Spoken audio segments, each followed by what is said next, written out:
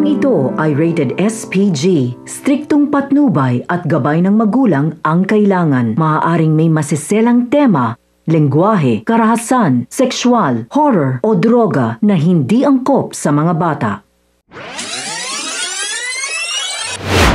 Mga kapamilya, narito ang pinakamainit na tagpo sa FPJ's Batang Quiapo.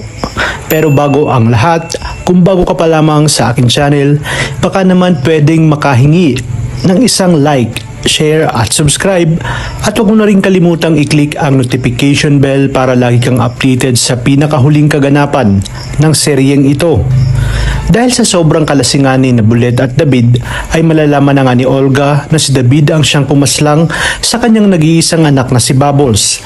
Matapos kasing magyabang ni David sa kanyang mga tauhan ay ibinida ni Bullet ang dahilan kung bakit umano dapat silang magbunyi dahil di magtatagal ay mapupunta na kay David ang kayamanan ng mga kabalyero. Dahil umano ito sa pagpapakasal niya kay Catherine, dito nangyari ang isang kasunduan. Ipinakita nga ni Bullet ang video sa kanilang mga tauhan at walang humpay silang nagtatawanan at naghihiyawan. Wala silang kaalam-alam na naririnig at nagmamasid pala itong si Olga. Kaya naman, nang marinig ni Olga ang pangalang Samantha, ay agad niya nga ang tiningnan ang telepono ni Bullet. At dito nga kitang-kita niya kung paano pinatay ni David nang walang awa ang kanyang anak na si Bubbles. Sa kabila nito ay pinilit pa rin ni Olga na manatiling kalmado at hindi pinapahalata na anak niya nga itong si Bubbles. Ngunit sa kanyang pagtalikod ay galit na galit niya ngang sinabi sa kanyang sarili na ang demonyo pa lang si David ang pumatay kay Bubbles.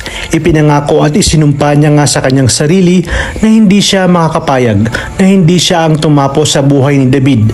Ngunit bago ito ay pahihirapan niya muna ito ng gusto nang hindi nito nalalaman. Gagawin niya nga ang lahat upang magdusa ito at sisimulan niya ito sa paglaglag niya kay Ramon.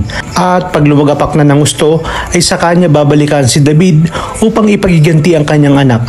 Dagdag pa ni Olga na para siyang nag-alaga ng ahas na kanyang binihisan ngunit siya palang tutuklaw sa kanya dahil sa ginawa nito sa kanyang anak. At magagawa niya nga ito sa pagdating ng kanyang pinakabagong kakampi. At ito nga ay walang iba kundi si Lena.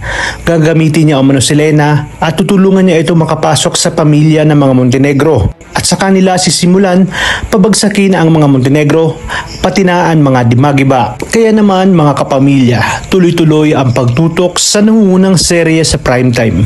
Maraming salamat sa inyong panonood at pagpalain tayong lahat, kapamilya.